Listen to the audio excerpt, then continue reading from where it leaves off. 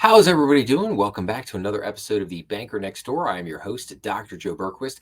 Today, I wanted to talk about banks' credit quality and how it may or may not be impacted by CECL.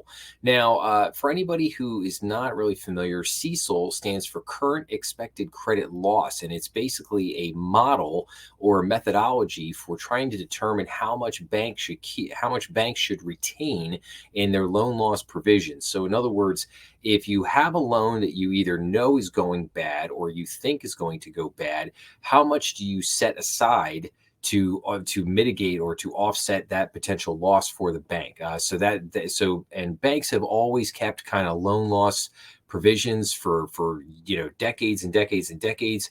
But there's CECL is relatively new, and I saw this article from Bank Director, which I wanted to bring in and share with everybody. So this is called, "Will community banks know when their credit quality cracks?" So recent accounting changes will impact how banks report loan modifications and how boards monitor them. So that could prove vital if credit quality deteriorates. So community banks are facing their first test of credit migration now that standards for calculating loan loss allowances have been fully implemented by banks.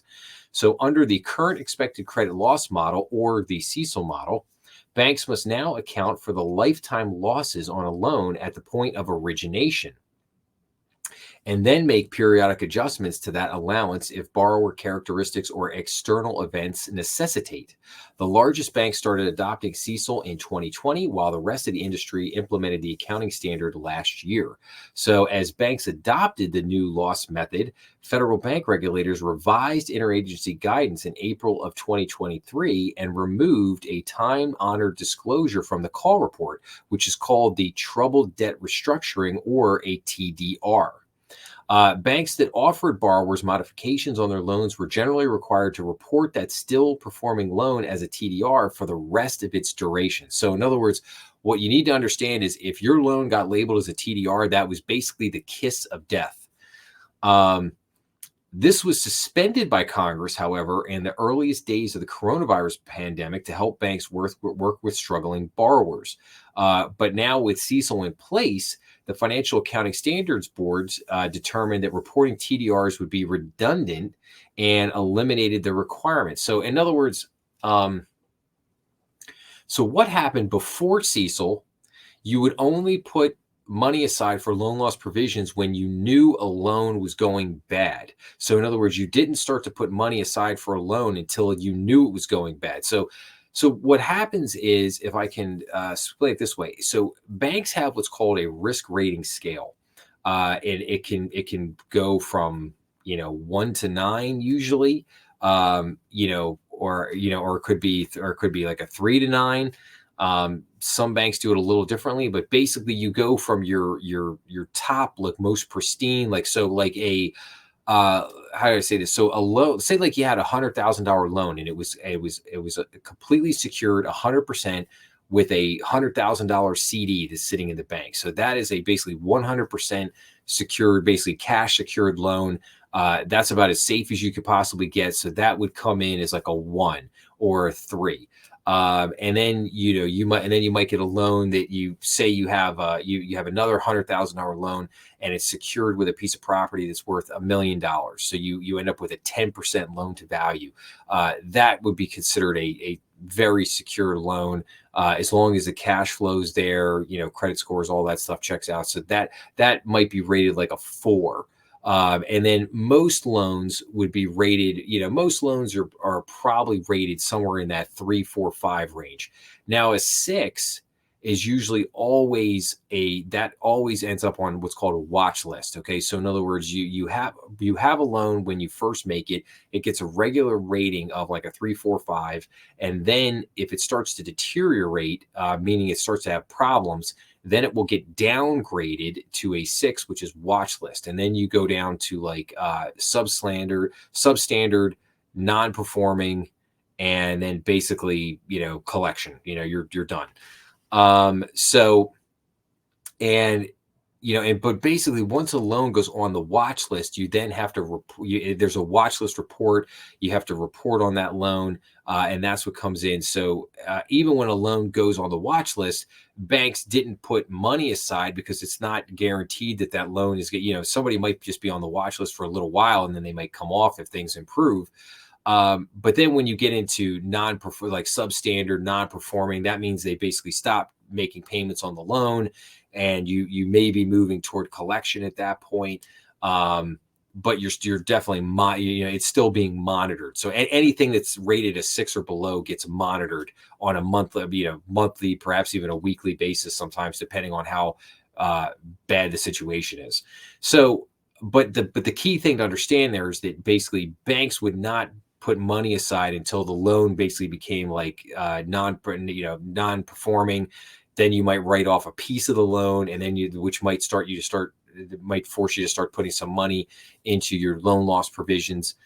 That's how things worked before CECL, but now CECL is basically saying that every loan that you put on the books, you're basically expecting that loan to go bad, which is something that I've never really understood, because if you're expecting every loan to go bad, why would you ever make a loan? Because what's the point? Like, if every loan's going to go bad? Like, in other words, a bank can't survive if just even a small percentage of their loan, if 5% of their loans go bad, that might be the end of the bank. So, I mean, to think that like if 100% of your loans are going to go bad, but anyway, so the point here with CECL was that, so if I could explain it like this, so banks were forced in other words, what would happen is, in good times, banks would not put enough money aside in their loan loss provisions because things were good and loans weren't going bad. So why would you need to put your money aside? Because that also hurts the bottom line, because if you're putting money into your loan loss reserves, then that's not money that's not money you're showing as part of your profit. So, so that kind of, that hurts the bank's bottom line a little bit.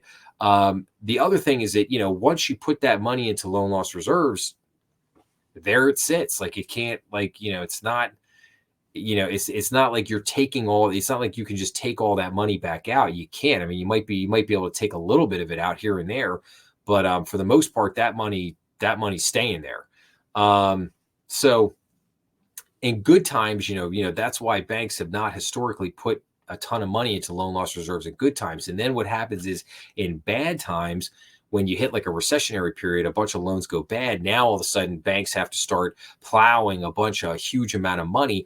And this is happening at a time when you have a recession. So the banks profits could be down. They might even be losing money. And now you got to put more money into loan loss reserves.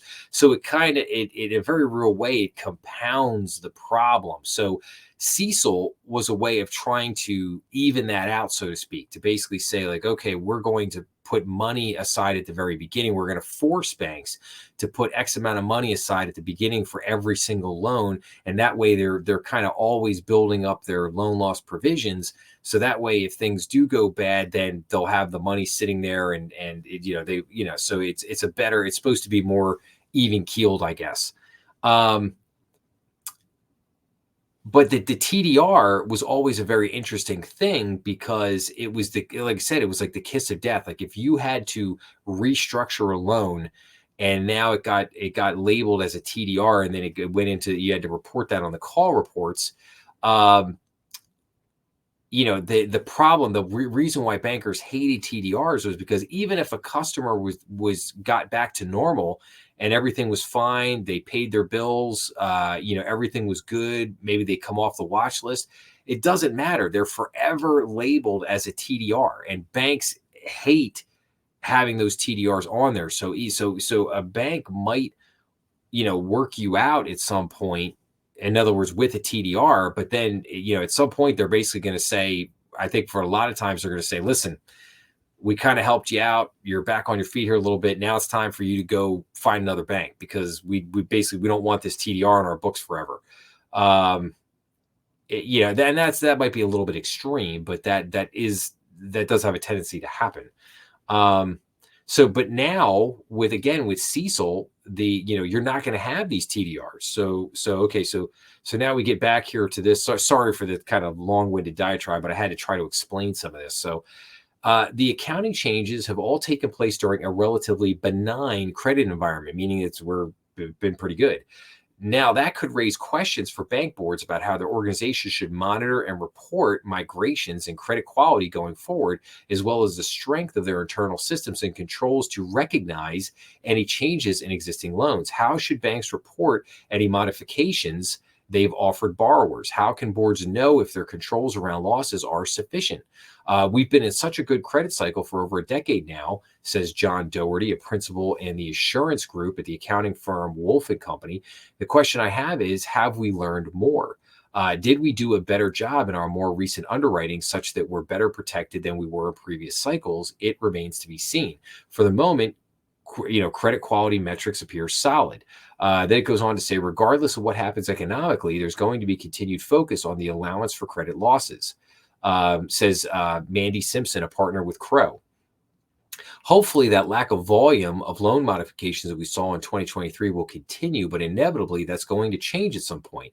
Now, maybe a good time for many bank boards to ask a few probing questions to make sure their loan review processes and information systems are able to handle a larger volume of loan modifications and broadly calculating credit loss allowances. Directors could ask executives about the bank's policies and procedures for capturing up-to-date information to make those disclosures, and if the organization's information systems can capture that data. Many banks had a challenging time last year trying to collect and report that information, even with a relatively small amount of loan modifications. While that may be fine to do manually or ad hoc when you have a low volume, if I'm a board member and I want to know if the volume does pick up, we are set up to be able to get that information completely and accurately. Visibility into credit migration trends and any initial signs of deterioration can help bank leaders correctly calibrate the allowance, identify loans to potentially restructure, and ensure their financial statements are accurate. Absolutely. A lot of folks are using new systems to calculate their allowance and using a lot more data than previously. As data evolves, as the economic conditions evolve, it'll be interesting to see how those allowances for credit losses models evolve as well. Those models may tend to have more volatility than they have been historically accustomed to based on evolving economic conditions currently and in forecasted periods. Some assumptions that banks are using to calculate loan loss provisions may need updating as well. And then it says basically bank boards may need to look beyond old assumptions and consider other factors driving losses in a new credit environment. So this article, it leads to a lot of questions, I think, around the CECL model. We're not reporting TDRs on the call reports. So what data are we looking at? And I think it brings a very good question. I mean, we've been in a very good, in other words, credit quality has been very good, and we've been in a very good environment, but that is due to change at some point. And when a bunch of loans start going bad, are we going to be reporting? CECL is nothing but data. It's a huge amount of data, and that's what he said. That's what the one person said there, kind of at the end of that article, is the fact that we are looking at a lot of data, but is it good data? Is it relevant data? Is it current, up to the moment data? Is it giving the board members and the executives the type of information that they need to make the proper, as they were saying, to make the proper adjustments in terms of the amount of money you're putting aside in loan loss provisions, the loans that are being monitored, the loans that are being restructured, so on and so forth. So I'm basically going to delve into this a little deeper. I think I need to do a full episode on CECL and basically explain kind of the history, the mechanics of it, how it came into be. A lot of bankers do not like CECL. A lot of bankers, a lot of bankers basically, tried to do everything they could to get this thing, to get the kibosh put on this thing, so to speak, before it came into play. But it did come into play. It's here now. I think pretty much every bank has adopted it at this point. So, but there is going to be, I know that there will be ongoing conversation about CECL and about how effective this model is. I will say my opinion on it at the beginning was I had a lot of questions about it, and I didn't understand how it was going to do what they thought it was going to do. And um, where, what I think one of the fears at the beginning was that it was going to force banks to hold basically like an absorbent amount of loan loss provisions. And it was basically going to ultimately end up hurting banks' bottom lines. And it was going to cause banks to hold, a tremendous amount more in provisions than they needed to.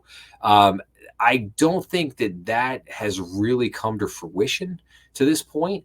But we'll, and maybe even the opposite, because again, as I reported the last couple of weeks, there have been a lot of articles that have come out about after the first quarter how banks have not been beefing up their loan loss provisions, and regulators want them to. And my question was, well, wait a minute, like, shouldn't the whole model be forcing them to keep the necessary provisions out there, like I just discussed here at the very beginning? Like, so if that's not happening, why is that not happening?